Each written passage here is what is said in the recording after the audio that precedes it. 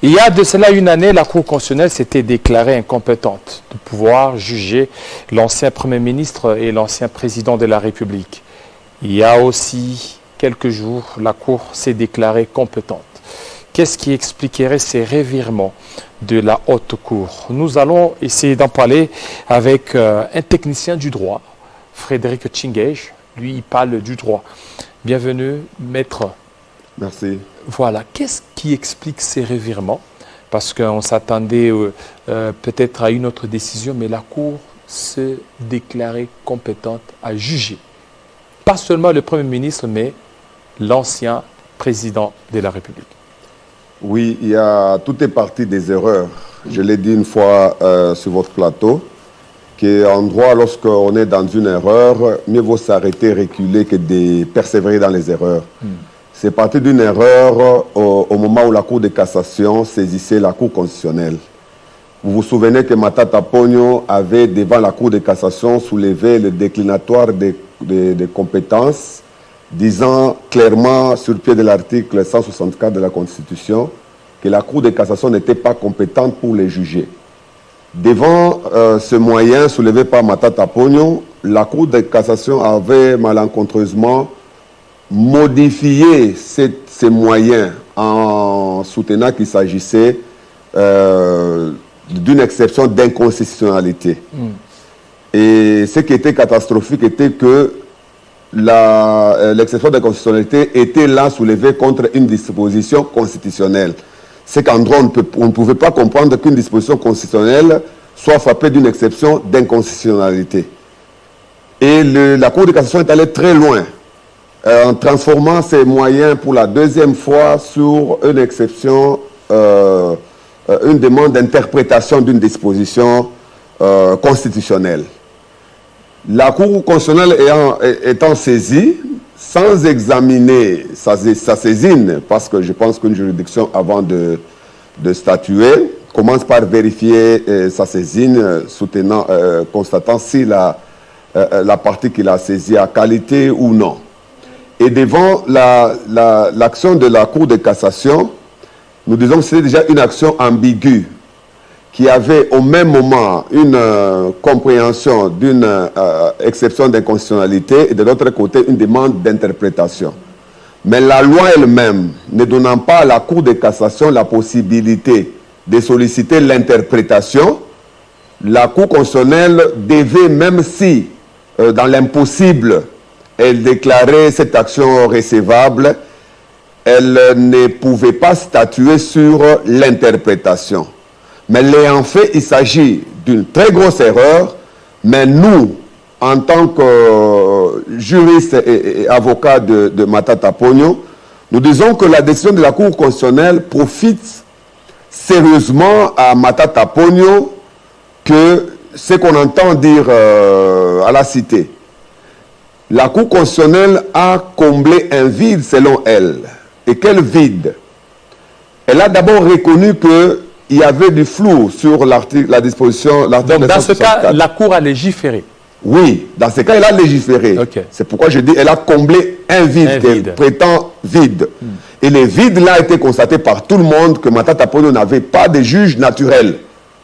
Et il fallait une loi pour combler ces vides. Et l'acte de la Cour constitutionnelle est venu, en dépit des irrégularités que nous avons soulevées, est venu combler ces vides en soutenant qu'elle est juge du Premier ministre, des anciens Premiers ministres et des anciens présidents de la République. Et la loi pénale ne rétroagit pas. Voilà, ayant légiféré, cette loi actuelle ne peut plus traiter de la question concernant Matata Ponyo, étant donné qu'une loi nouvelle en matière pénale ne rétroagit jamais. Ça, c'est le principe. Et exceptionnellement, cette loi ne peut rétroagir que si elle est favorable aux prévenus. Alors maintenant, si cette Cour maintenant est saisie dans le dossier Matata, donc c'est une nouvelle procédure qui sera enclenchée. Qui saisira la Cour constitutionnelle? C'est une autre question.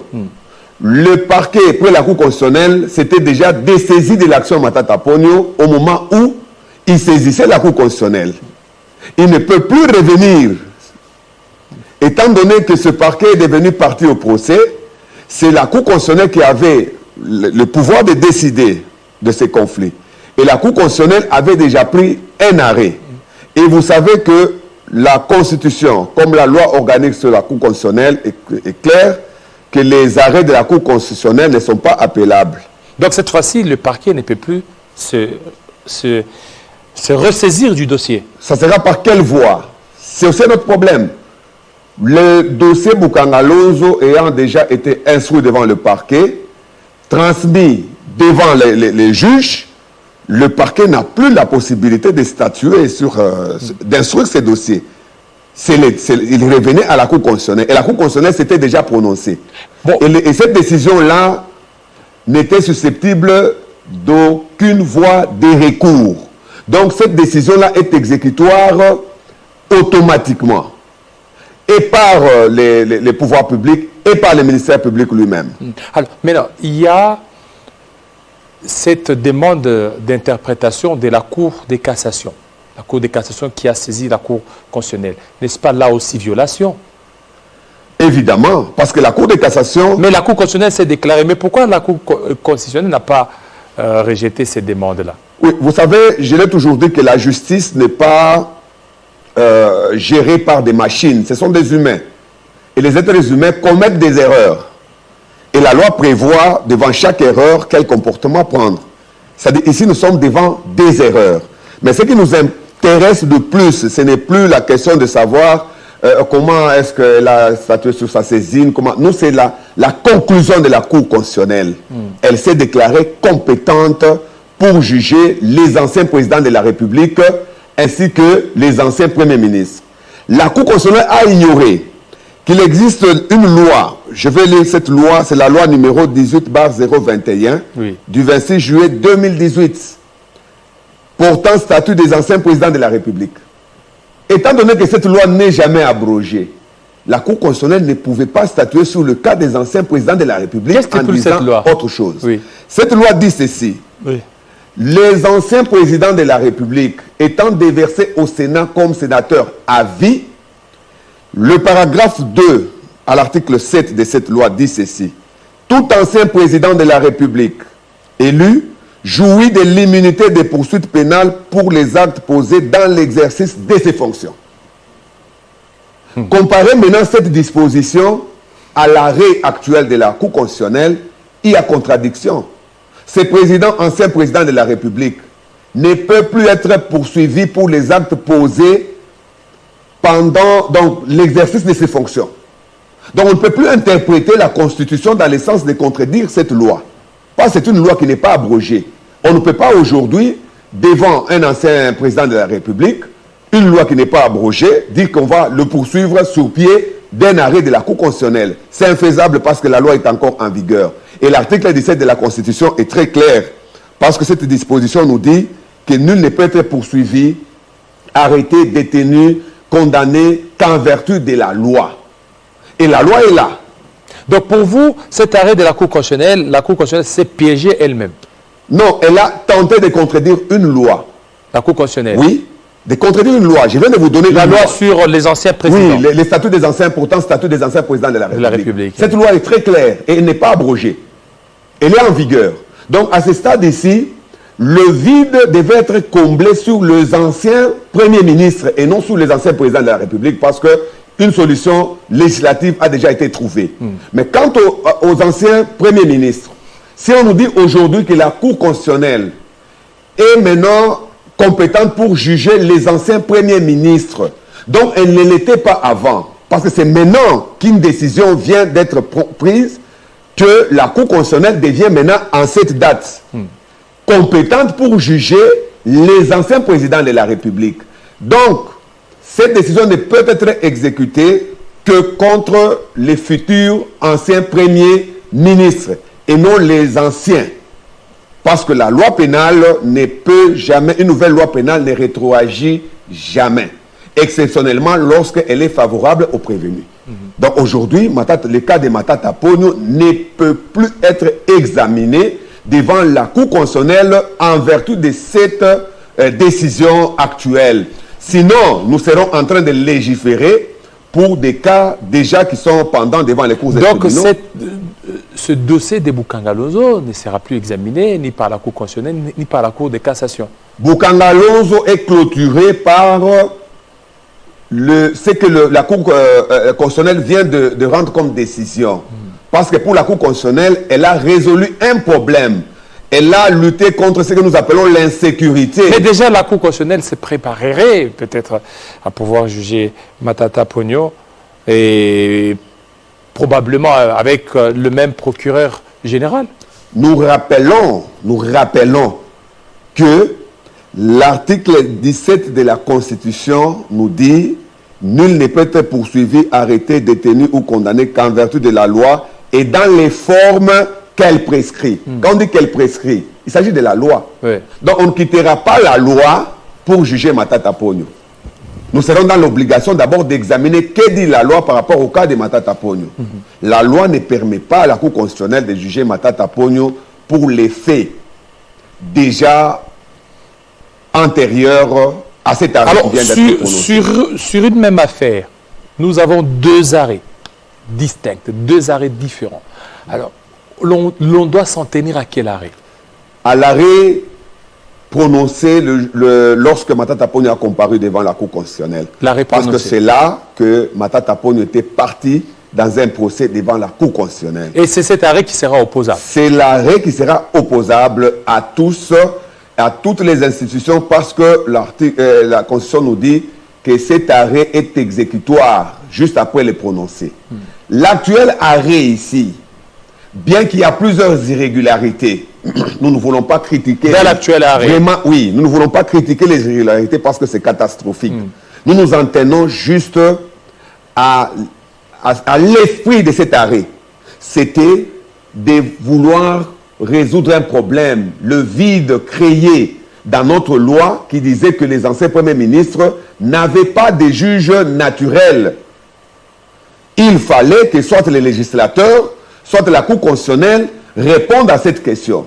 Bien que la Cour constitutionnelle ne nous dit pas aujourd'hui qui l'a réellement saisi en interprétation, bien qu'elle ne nous dit pas, nous nous en tenons à l'esprit de cet arrêt qui veut dire que désormais, c'est ça même le mot qu'il faut utiliser, désormais, elle sera compétente pour juger les anciens premiers ministres. Mais Matata Ponyo n'est plus concerné, étant donné qu'au moment où cette décision est rendue, Matata Ponyo fut déjà Premier ministre et cette décision ne peut plus rétroagir, ne peut plus gérer le cas Matata Ponyo, parce qu'au moment du prononcé, Matata Ponyo n'était plus Premier ministre. C'est l'actuel Premier ministre ou les futurs Premiers ministres qui pourront, dans l'avenir, subir les effets de cet arrêt. C'est ça l'esprit. Nous nous en tenons à l'esprit. Parce que nous voulons faire le débat de qui a saisi, il y a incompétence, il y a au niveau de la saisine, non. Il y a beaucoup d'irrégularités. Plusieurs irrégularités, mais pour nous, nous disons que Matata Ponyo n'a plus rien à craindre, n'a plus à se dire que demain elle pourra être traînée devant la Cour constitutionnelle en vertu de cet arrêt. Non. Mais alors, il faut vraiment qu'on puisse vous suivre parce que l'on sent qu'il y a beaucoup plus d'implications politiques qui font à ce qu'il y ait toute cette tergiversation. On voulait à tout prix que la Cour puisse se prononcer dans ce dossier et qu'il y a déjà d'autres qui sont en train de jubiler parce que Matata serait traîné devant cette juridiction. Oui, jubiler c'est normal quand on ne comprend rien. Nous avons pris le temps d'examiner la décision de la Cour. Nous l'avons examiné par rapport au texte, par rapport aux principes sacrés du droit pénal. Et dire qu'il y a la politique, nous disons oui, pour quelle raison? Un homme politique ne peut pas poser des actes en dehors de la politique. Étant un homme politique, même quand il achète un véhicule, cette vente-là est déjà politique. C'est-à-dire tout ce qui concerne un homme politique est déjà politique, c'est en vertu du droit. En droit, même lorsqu'il y a une infraction sur un homme politique, on dit que c'est une infraction politique. C'est automatique. Donc on ne peut pas dissocier un homme politique de la politique. Donc tout ce qui concerne Matata Ponyo aujourd'hui est politique. Même son procès, comme il s'agit d'un homme politique, ce procès est déjà politique. Donc tout acte qui concerne un homme politique est déjà politique. Donc on ne peut pas faire semblant de dire que non, il s'agit des questions qui sont... Non, nous sommes dans des questions purement politiques. Et là, c'est vraiment trop dangereux. On sent que la politique qui saisit le droit, c'est que même certaines décisions seront orientées, ça ne sera pas des décisions tout à fait juridiques. Oui, nous sommes dans un État qui est très fragile. Il y a une justice fragile. Une justice qui n'a pas encore son indépendance. Ça, c'est connu de tous. Vous trouvez par exemple des membres du gouvernement qui ont des pouvoirs sur l'appareil judiciaire. Et les textes soutiennent ça. Vous trouvez par exemple que le ministre de la Justice a les pouvoirs d'injonction sur le ministère public. Le droit des regards. Oui. Alors que, oui, il a le droit de regard et le droit d'injonction. Le droit de regard, on peut comprendre. Mais le droit d'injonction constitue une violation de l'indépendance de la justice quelque part. Parce que le ministre de la Justice siège au gouvernement. Il est membre du pouvoir exécutif. Alors quand on lui attribue encore un autre pouvoir sur l'appareil judiciaire, ça fragilise quelque part l'appareil judiciaire. Donc c'est pourquoi je dis nous sommes dans un État dont la justice est fragile. De par même nos textes, la justice est déjà fragile. Donc nous devons lutter jusqu'à ramener notre justice dans sa vraie indépendance, où nous allons trouver maintenant des magistrats qui pourront agir les mains libres et décider uniquement par leur intime conviction et en respectant le texte uniquement. Parce qu'aujourd'hui, nous ne savons pas, même devant certaines décisions de justice déjà rendues, qui souffrent au niveau de l'exécution. Il y a tant des dossiers. Pour quelle raison? C'est parce que les pouvoirs judiciaires n'ont pas encore cette indépendance que tous nous souhaitons. Et une fois que l'indépendance est accordée au pouvoir judiciaire, vous ne trouverez pas des procès taillés à la costume de X ou de Y. Vous trouverez des procès où tout juriste pourrait se retrouver en examinant ne fût-ce qu'une décision et se dire que ça, c'est ce que la loi dit. Est-ce que ceux qui ont précipité les choses, ou les magistrats, les juges de la Cour constitutionnelle, qui ont parlé qu'ils seraient maintenant, cette fois-ci, compétents de pouvoir connaître l'affaire des anciens présidents et des anciens premiers ministres. Donc, s'ils viseraient l'action ou les dossiers Boukangalonzo, c'est qu'ils se sont mordus à la poussière. Évidemment, parce que cette décision est très claire. Pour moi, la décision est très claire. La Cour constitutionnelle vient de résoudre un problème. Et ce problème que la Cour constitutionnelle résout ne peut pas concerner Matata Ponyo. Mais ça concerne les anciens premiers ministres, mais après Matata Ponyo. Parce que la date du prononcé est connue de tous. Cette décision n'a pas été prononcée avant que Matata Ponyo ne soit poursuivi. C'est une décision qui a été rendue après que Matata Ponyo soit Premier ministre et après qu'il ait quitté même aujourd'hui les sénateurs. Donc on ne peut pas se dire qu'aujourd'hui le législateur va retourner au Parlement et légiférer pour un cas spécifique concernant Matata Ponyo. La loi pénale, les principes du droit pénal n'acceptent pas ça. C'est de même que cet arrêt de la Cour constitutionnelle, si dans son esprit c'était de résoudre, et nous sommes contents qu'on résolve ces problèmes. Parce que je l'ai dit dès les premiers jours, je vous avais dit, Matata Ponyo n'avait pas de juge naturel. Et ce n'était pas de sa faute. C'était de la faute de la législation qui ne lui avait pas donné un juge. Et cette fois-ci, la Cour maintenant a légiféré. Oui, a légiféré. Et aujourd'hui, nous soutenons que les anciens premiers ministres soient poursuivis devant la Cour constitutionnelle pour des faits commis pendant l'exercice de leurs fonctions. Mais à l'exception de Matata Ponyo, qui ne peut plus être concerné. Et aussi, les anciens présidents de la République, aussi, là, il y a un problème que cet arrêt... Les anciens, donc, les statuts des anciens présidents. Oui, cette loi entre en collusion avec une loi qui est encore en vigueur. Qui n'a pas été abrogée. Qui non abrogée, qui est encore en vigueur, qui soutient qu'un ancien président de la République ne peut pas être ou ne peut plus être poursuivi pour des actes posés pendant qu'il était président de la République. Et à quoi ça sert un arrêt qui vous dit que ce président est poursuivable pendant qu'une loi refuse les poursuites?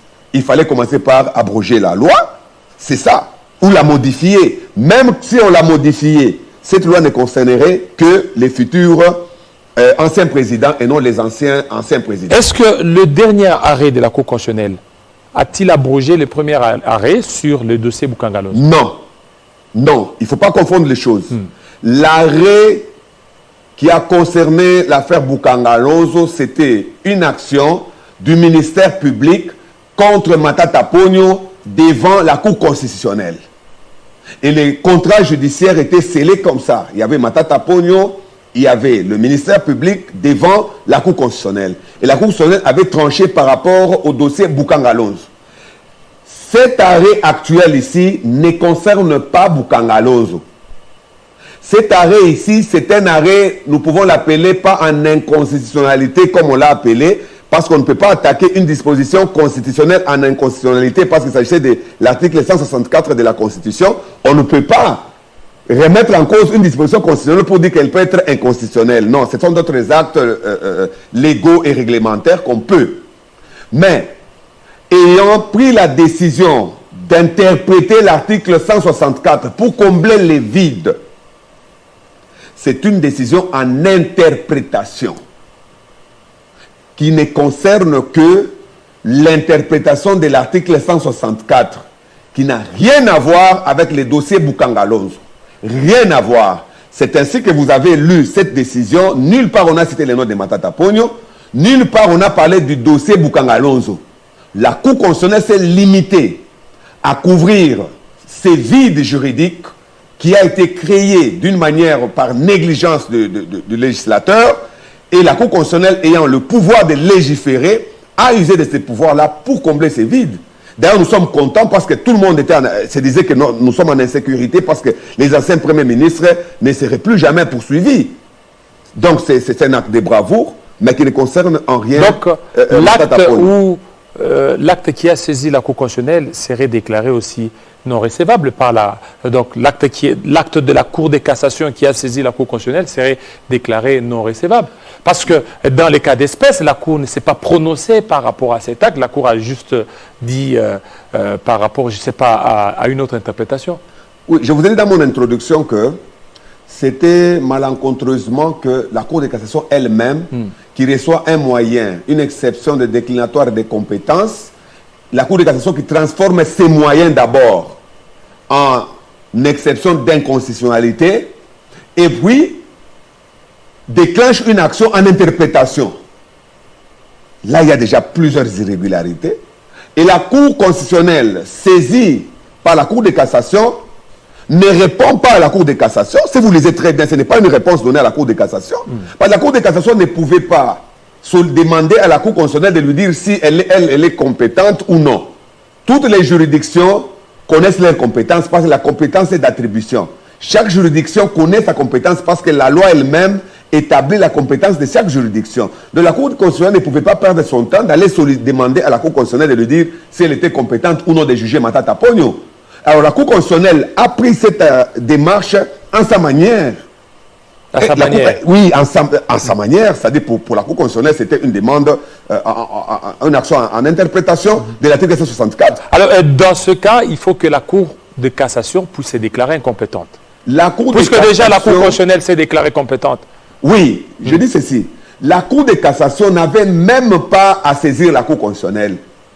Elle devait juste... C'est une procédure biaisée. Elle devait juste répondre à ces moyens qui est d'ailleurs d'ordre public, qui a été soulevé par Matata Pogno, sous le déclinatoire des compétences, et lire la loi qu'elle maîtrise mieux que nous tous, qui lui attribue les éléments de compétence. Elle se serait déclarée directement, elle aurait pris une décision directement parce qu'il s'agit d'un moyen d'ordre public. Saisir la Cour constitutionnelle en inconstitutionnalité, normalement, elle l'aurait fait s'il y avait une loi mise en cause ou un acte réglementaire quelconque. Il n'y en avait pas. Nous n'avions que l'article 164 de la Constitution qui ne pouvait jamais être remise en cause en inconstitutionnalité. Cela a été fait. Mais aujourd'hui, à ce stade ici, la Cour de cassation est toujours en obligation de répondre à ces moyens soulevés par Matata Pogno, où elle n'a jamais répondu. Donc c'est un moyen qui a été soulevé, le déclaratoire des compétences. La Cour de cassation sera maintenant dans l'obligation de se déclarer compétente. De répondre, parce que c'est voilà. un moyen, de répondre à ces moyens. Et dans ce cas, parce que vous êtes juriste, et dans ce cas, vous êtes juriste encore. Avocat, vous avez plusieurs cabinets sur l'ensemble du territoire national, au niveau de Kinshasa, Lubumbashi, Kolwezi, même en dehors. Et dans ce cas, est-ce que la Cour de cassation pourrait se déclarer incompétente? nous ne pouvons pas statuer, faire une déclaration sur une décision qui est prise en délibéré par une cour. Si une cour doit se prononcer, nous devons attendre la réponse de la cour. Mais nous disons qu'elle doit répondre. Oui. C'est là où nous nous limitons. Nous disons que les moyens étaient soulevés par Matata Ponyo et tout ce que Matata Ponyo attend jusqu'à ce jour, c'est la réponse de la Cour de cassation. Et la Cour de cassation, au lieu de répondre à ces moyens, avait jugé mieux de saisir la Cour constitutionnelle. Alors, et vous ne voyez pas que là, ça donne vraiment la latitude à la Cour de cassation de pouvoir se déclarer incompétente, parce que déjà la plus haute cour s'est déclarée compétente, de renvoyer ces dossiers au niveau de la Cour constitutionnelle. La Cour constitutionnelle s'est déclarée compétente, pas pour juger Matata Ponyo. Là, je reviens. Okay. Vous n'allez pas me donner le contraire. La Cour constitutionnelle ne s'est pas déclarée compétente pour juger Matata Ponyo. Mais pour juger l'ancien... Pour juger les anciens présidents de la République et les anciens premiers ministres. Matata Ponyo est déjà dans les cas exceptionnels, étant donné qu'il s'agit d'une action législative de la Cour constitutionnelle. Et la loi pénale a des principes, le droit pénal a des principes. Comme la Cour constitutionnelle vient de combler ces vides, jamais cette décision sera opposée à Matata Ponyo. Donc, c'est une manière de clôturer, d'une manière définitive. Parce que chaque fois quand on vous reçoit, vous dites toujours que la Cour constitutionnelle n'est pas compétente, donc il n'y a aucun juge au niveau de la Cour, ni Cour constitutionnelle et Cour de cassation. Et cette fois-ci, il y a maintenant un juge. Cette fois-ci, il y a maintenant un juge, c'est le juge constitutionnel qui a le pouvoir de juger les anciens premiers ministres, mais pas ceux-là qui étaient poursuivis avant que cet arrêt ne soit... Alors, mais là, dans le cas d'espèce, je reviens au niveau de la Cour des cassations. La Cour des cassations, une fois qu'elle parvient à clôturer les dossiers Boukangalonzo, et là, la Cour constitutionnelle attend. La Cour constitutionnelle n'a rien à attendre et elle ne jugera jamais Matata Ponyo. Jamais. Mettez ça en tête. Jamais. La Cour constitutionnelle ne jugera jamais Matata Ponyo. Parce que Matata Ponyo, devant cette décision, n'est pas à considérer comme ancien Premier ministre. On ne peut pas légiférer sur un cas qui existe déjà. Non. On légifère pour l'avenir. La loi pénale est promulguée pour l'avenir. Matata Ponyo n'est plus dans l'avenir. Le dossier Boukangalonzo n'est plus dans l'avenir. C'est dans le passé. C'est dans le passé. C'est-à-dire, aujourd'hui, il y a eu des avancées sur la solution des poursuites des anciens premiers ministres, mais à l'exception du cas de tous les anciens premiers ministres actuels. Je ne sais pas si vous me comprenez. Oui, en fait, moi, parce que le droit, à un certain moment, devient comme les mathématiques. Effectivement. Oui, ça devient comme les mathématiques. Il faut réfléchir comme un mathématicien pour comprendre. C'est-à-dire qu'il y a une ligne rouge. Pour que l'on comble le vide, on est encore de l'autre côté où Matata Ponyo se situe. Et pour la sécurité juridique de nos textes et des actions à mener dans l'avenir, il y a soit les législateurs, soit la Cour constitutionnelle qui doit trancher cette question. Au moment de l'examen, pour trancher cette question, la Cour constitutionnelle doit traverser la ligne rouge. Et quand elle traverse, Matata Ponyo reste de l'autre côté. Et la Cour constitutionnelle va avancer avec les futurs anciens premiers ministres. Et les futurs présidents. Et les futurs... Non, sur les présidents, il y a encore débat. Parce qu'il y a une loi. Il y a une loi. Donc la Cour constitutionnelle, là, n'a rien fait. Parce qu'il y a une loi. Chaque fois qu'on poursuivra un ancien président de la République, il viendra avec cette loi qui est encore en vigueur. D'ailleurs, si même on abrogeait cette loi, elle ne pourra plus jouer sur les anciens présidents de la République. Elle jouera sur les futurs anciens présidents de la République. De 2028. Voilà, les autres, oui. C'est ça. C'est-à-dire pour nous sommes contents que la Cour constitutionnelle ait comblé ces vides-là. Pas ces vides, nous l'avons décrié devant vous plusieurs fois que Matata Ponyo n'avait pas de juge naturel. Il n'en avait pas jusqu'à cette date ici. Il n'en a pas. Pour nous, du moins, nous disons qu'il n'en a pas. Alors il fallait, pour l'avenir, que nous soyons sécurisés, que les textes existent. Et nous avons le premier texte en suivant l'esprit de cet arrêt et que les futurs anciens premiers ministres sera poursuivi au moment où on retiendra contre lui des charges par les ministères publics. Mais pas pour le cas de Matata Ponyo. Moi, je pense que tous les juristes sérieux comprennent ce que je dis, la portée de ce que je dis, ainsi que le fond de ce que je dis ici. Il faut avoir une tête pour pouvoir réfléchir ainsi. Évidemment, c'est pourquoi quand l'arrêt a été... Le droit, c'est pas facile. Hein? Quand on a prononcé l'arrêt, j'ai reçu plusieurs coups de fil des journalistes, et tout le monde était inquiet. Et même le client était quelque part inquiet. Et je leur ai demandé de me laisser un peu lire et comprendre, faire mon étude. Et ça, c'est les résultats de mon étude. Et je vous l'ai dit qu'aucun juriste sérieux ne pourra contredire ce que je viens de vous dire ici, que Matata Ponyo n'est plus concerné sur l'arrêt qui vient d'être rendu, étant donné que lui détient son arrêt dans ses procès Boukangalonzo, où la Cour constitutionnelle s'était déclarée incompétente par des magistrats très outillés, qui maîtrisent le droit plus nous tous. Et aujourd'hui, il y a un autre arrêt qui est rendu aussi par des magistrats très outillés, qui viennent de combler un vide, mais ce vide-là ne concerne en rien Matata Ponyo, voilà. Le futur ancien Premier ministre. Futur ancien Premier ministre. Merci beaucoup, Maître Frédéric Tchingege. Merci à vous, fidèles téléspectateurs. Vous avez été nombreux à nous suivre. Restez branchés sur Télé 50 et à très bientôt.